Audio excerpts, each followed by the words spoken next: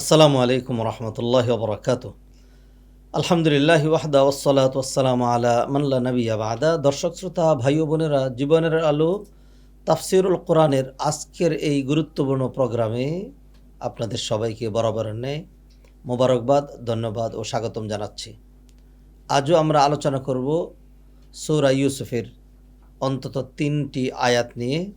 সূরা ইউসুফের আয়াত নং 22, 23 এবং 24 নং আয়াত।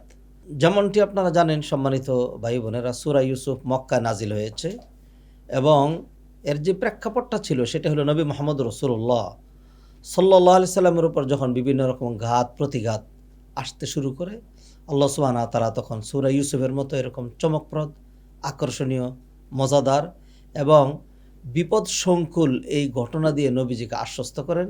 দেখুন, ইউসুফের উপরে এরকম বিপদ আপদ গিয়েছিল, অবশেষে তার রেজাল্ট কিন্তু ভালো হয়েছিল।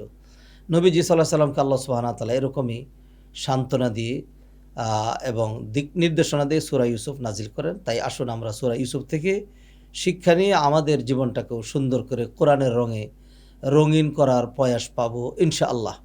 প্রথমেই আয়াতগুলোর তেলাওয়াত করছি, তারপর শব্দ বিশ্লেষণ করব, অতঃপর সরল অনুবাদ, তারপর আয়াতগুলোর হালকা ব্যাখ্যা, বিশ্লেষণ ও তাফসির হবে এবং সর্বশেষ আয়াতগুলো থেকে কিছু শিক্ষা নেওয়ার চেষ্টা করব আমরা ইনশাআল্লাহ।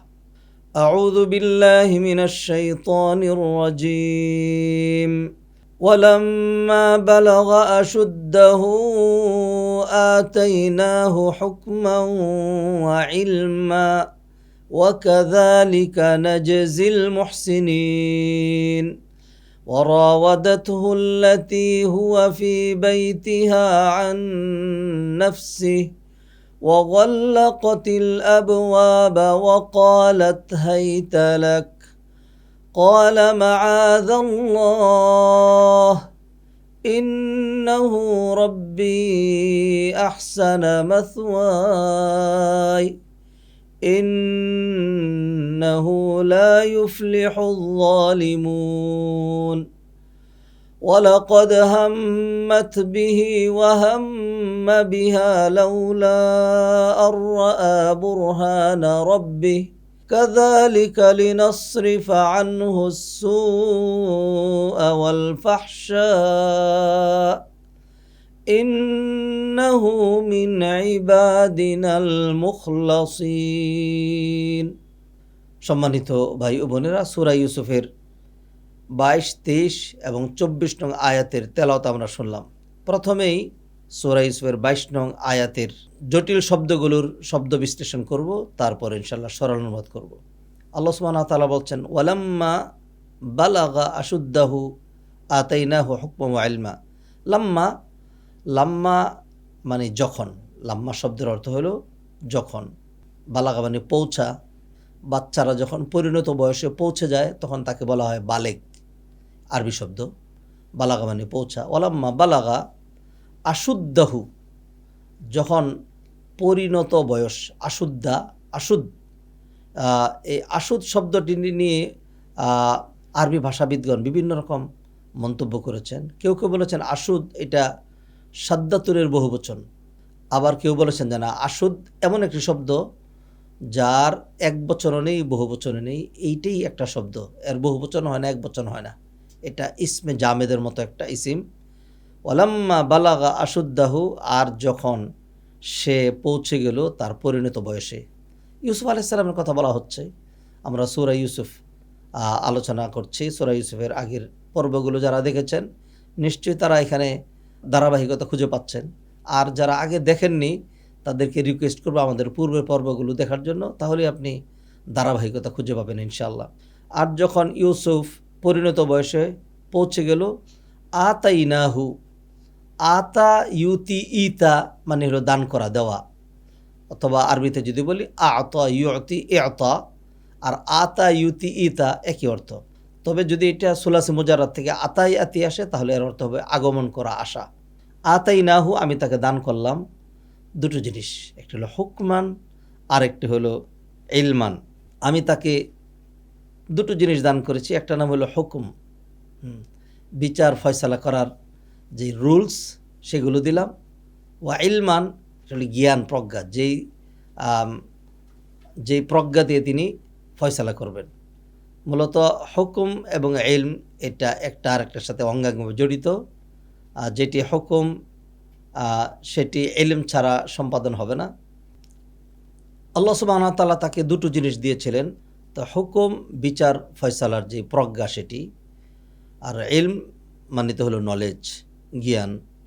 তো এখানে অনেকে বলেছেন যে আতাইনাহু হুকমান, এটি হলো আল আকলু ওয়াল ফাহমু, আর ইলমান এটি হলো নবুয়ত। যখন পরিণত বয়সে ইউসুফ আলাইহিস সালাম পৌঁছালেন, আল্লাহ সুবহানাহু ওয়া তাআলা তাকে দুটো জিনিস দান করলেন। হুকুম মানে হলো রাজত্ব, আর ইলম মানে হলো নবুয়ত। আল্লাহ তাকে নবীও বানালেন এবং আল্লাহ সুবহানাহু ওয়া তাআলা তাকে রাষ্ট্রনায়কও বানালেন। সুবহানাল্লাহ, বড় বড় দুটো জিনিস আল্লাহ সুবহানাহু ওয়া তাআলা ইউসুফ আলাইহিস সালামকে দিয়েছিলেন। ওয়া কাযালিকা, আর এমনিভাবে, কাযালিকা, জালিকা মানে হলো উহা, কিন্তু যদি এর সাথে কাপ যুক্ত হয় তাহলে এর অর্থ হবে এমনিভাবে। নাজজি আল মুহসিনিন, নাজজি এটা জাজা শব্দ থেকে এসছে। জাজা মানে প্রতিদান। যেমন রোজার ক্ষেত্রে বলা হয় আসসাউমু লি ওয়া নাজজি বিহি, রোজা আমার জন্য আর রোজার প্রতিদান আমি নিজে দেব। আল মুহসিনিন, মুহসিনিনদেরকে, মুহসিনিন এটা মুহসিন শব্দের বহুবচন। মুহসিন শব্দটি ইহসান থেকে এসছে। ইহসান মানে কোনো জিনিসকে খুব সুন্দর করে করা, অথবা সৎকর্ম সম্পাদনকারী হলো মুহসিন। অন্যভাবে যদি বুঝাই তাহলে মানুষ যেই ফয়সালা করে অথবা মানুষের যে লেনদেন, এটা তিন রকম হয়। একটা হলো জুলুম ভিত্তিক, আরেকটা হলো ইনসাফ ভিত্তিক, আরেকটা হলো ইহসান ভিত্তিক। জুলুম ভিত্তিক মানে আপনি কাউকে তার প্রাপ্য ঠকালেন, এটা হলো জুলুম। আর যেইটুকুন পানা ওইটুকুই দিলেন, এটা হলো ইনসাফ। আর যা পাও না সেটুকুন দিয়ে আরও একটু বাড়িয়ে দিলেন, এটার নাম হলো ইহসান। তো কোরআনে আল্লাহ বলছেন হাল জাজাউল ইহসান ইল্লাল ইহসান, ইহসানের প্রতিদান শুধু ইহসানই হয়ে থাকে। তাহলে কাযালিকা নাজজিল মুহসিনিন, আর এমনিভাবে আমি মুহসিনিনদেরকে প্রতিদান দিয়ে থাকি। দর্শক শ্রোতা ভাই বোনেরা, আমরা এখানে বেশ কয়েকটি শব্দ এটির উপর যৎসময় আলোকপাত করেছি। এবার আমরা এই আয়াতটির একদম সরল অনুবাদ আপনাদের সামনে পেশ করতে চাই। আল্লাহ সুবহানাহু ওয়া তাআলা বলছেন, আর যখন ইউসুফ তার পরিণত বয়সে উপনীত হলো, তখন আমি তাকে প্রজ্ঞা এবং জ্ঞান দান করলাম।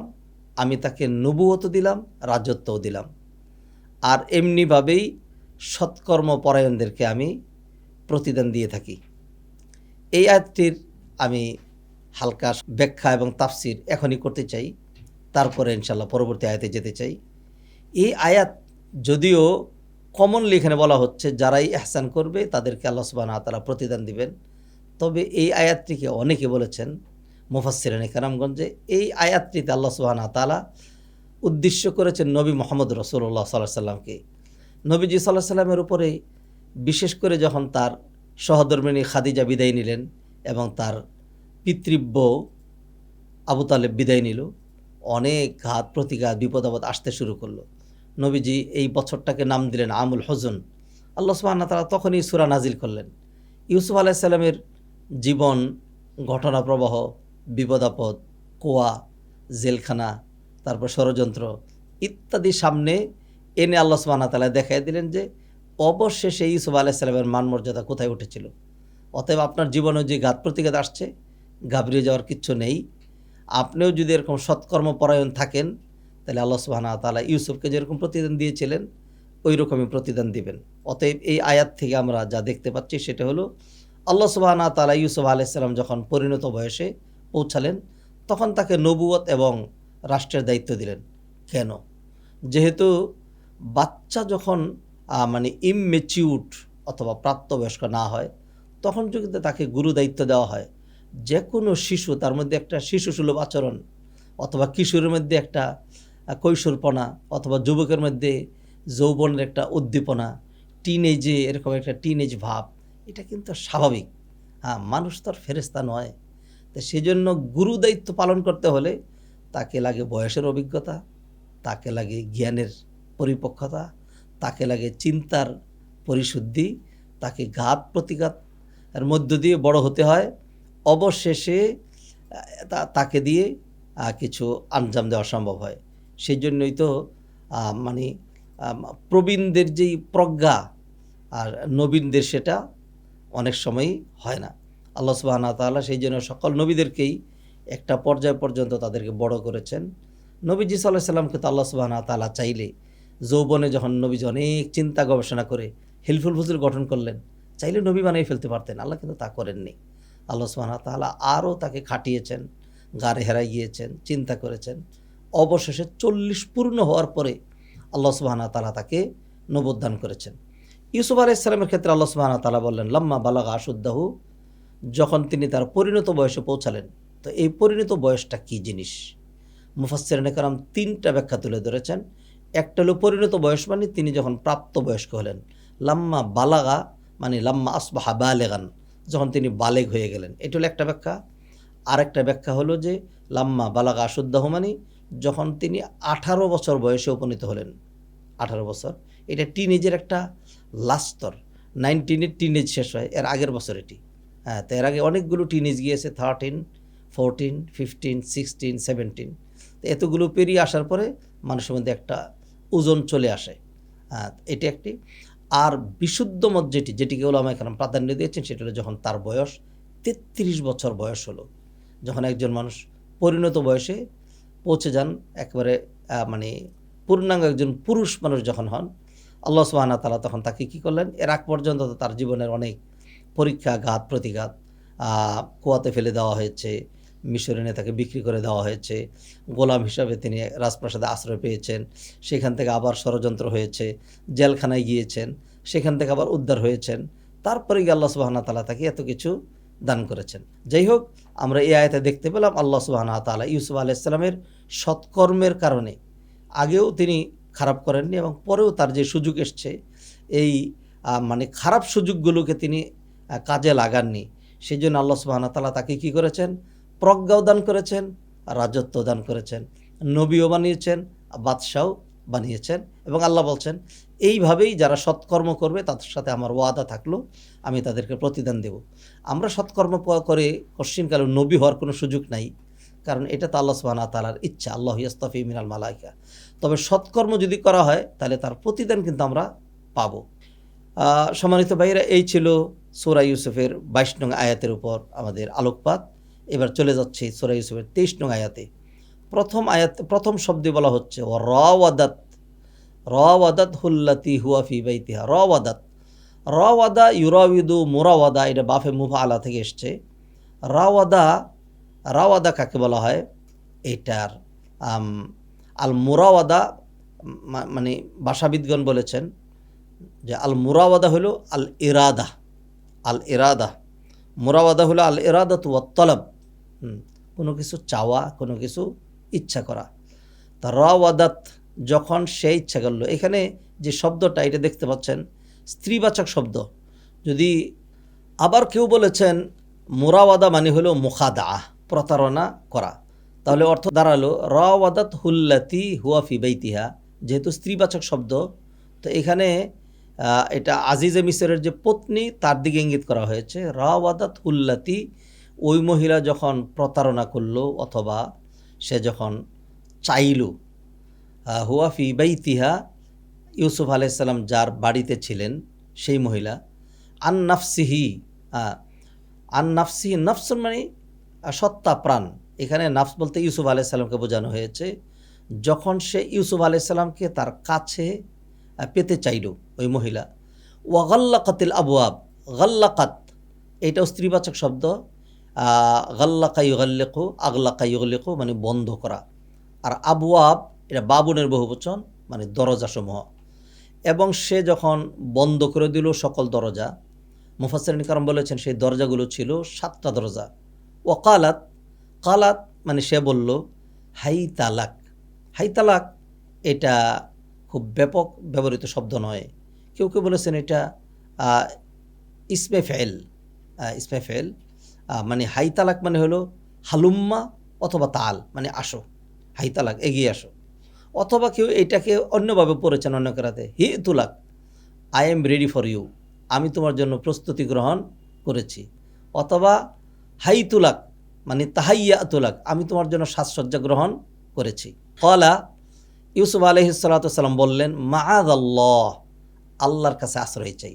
আমরা আউযুবিল্লাহ যেরকম বলি, আউযুবিল্লাহ আল্লাহর কাছে আশ্রয় চাচ্ছি, সেখান থেকে মাআজ শব্দটা এসছে। মাআজ আল্লাহ, আমি আল্লাহর আশ্রয় চাচ্ছি। ইন্নাহু রব্বি, তিনিই তো আমার রব।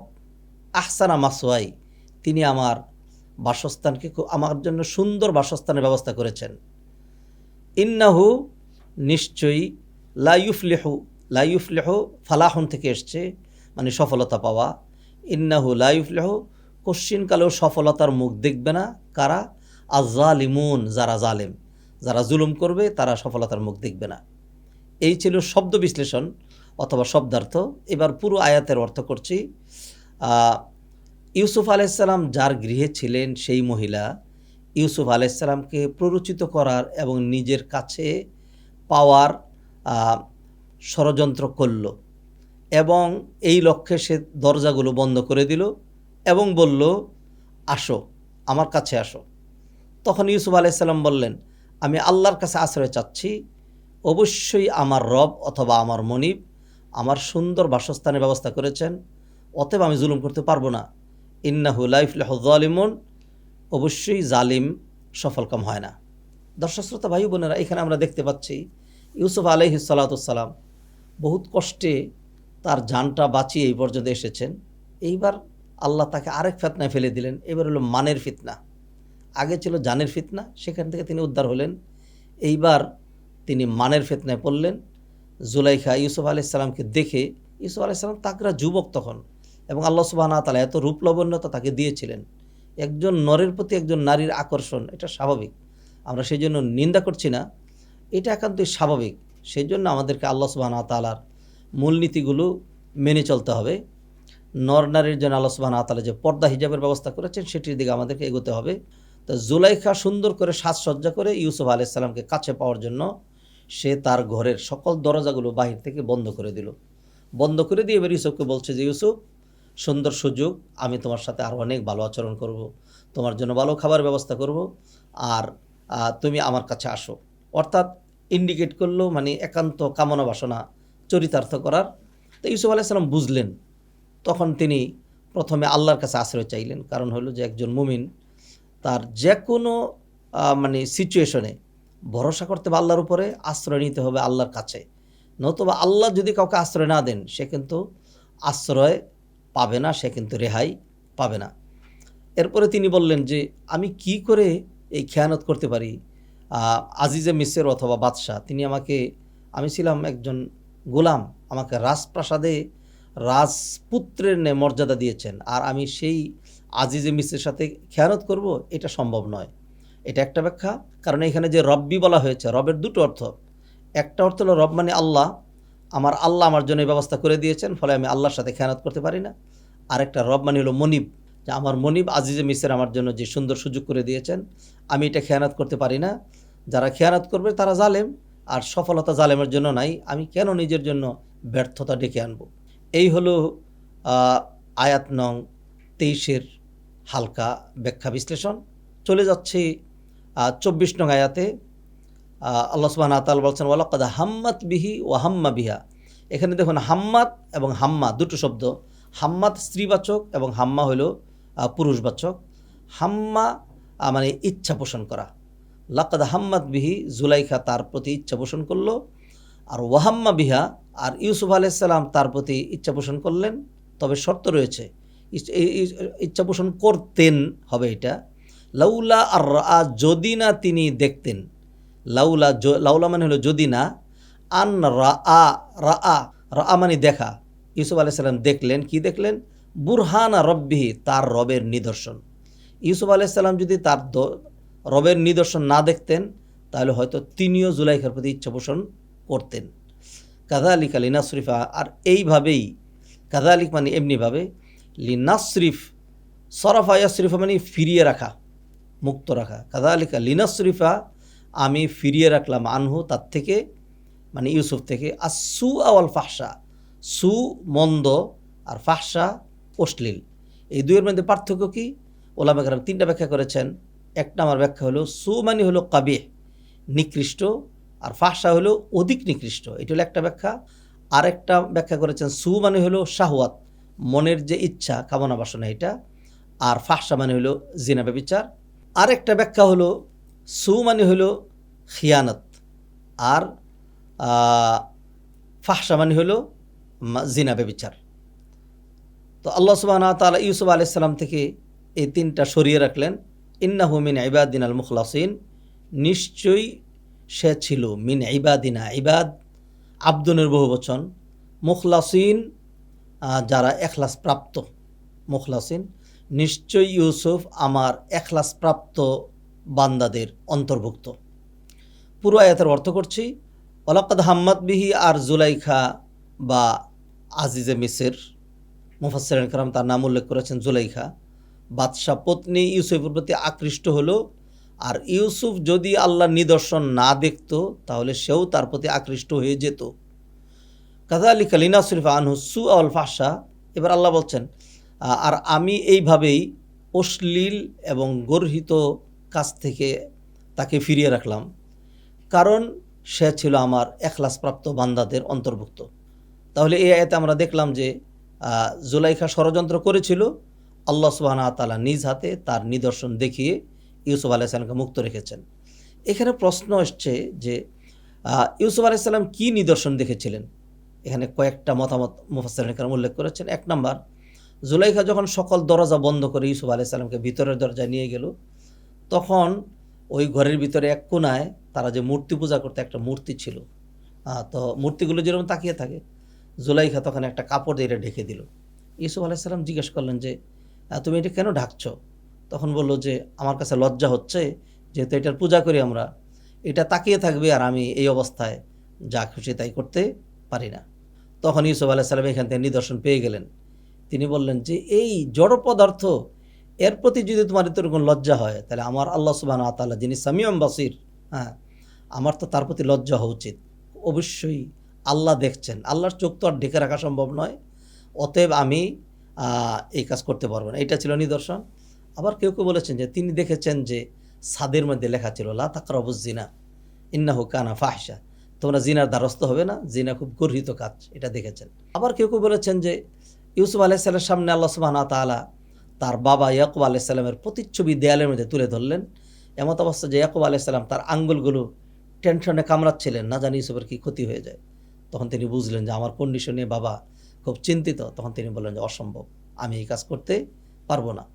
তো মূল কথা যেটি, আল্লাহ সুবহানাহু ওয়া তাআলাই ইউসুফ আলাইহিস সালামের কলবের মধ্যে সে আল্লাহর নিদর্শন দিয়ে দিয়েছেন, আল্লাহর ভয় দিয়ে দিয়েছেন, যে কারণে তিনি চেষ্টা করেছেন, আর আল্লাহ সুবহানাহু ওয়া তাআলা তাকে সেই অশ্লীল গর্হিত কাজ থেকে হেফাজত করেছেন। দর্শক শ্রোতা, ভাই বোনেরা, এই ছিল সূরা ইউসুফের 22, 23 এবং 24 নং আয়াতের শব্দ বিশ্লেষণ এবং সরল অনুবাদ এবং হালকা ব্যাখ্যা বিশ্লেষণ। এই পর্যায়ে আমরা এই 3টা আয়াত থেকে অল্প কয়েকটি শিক্ষা খুব সংক্ষিপ্ত আকারে আপনাদের সামনে তুলে ধরতে চাই। প্রথম যে শিক্ষাটি তুলে ধরতে চাচ্ছি সেটা হলো পুরো জীবনটাই পরীক্ষার।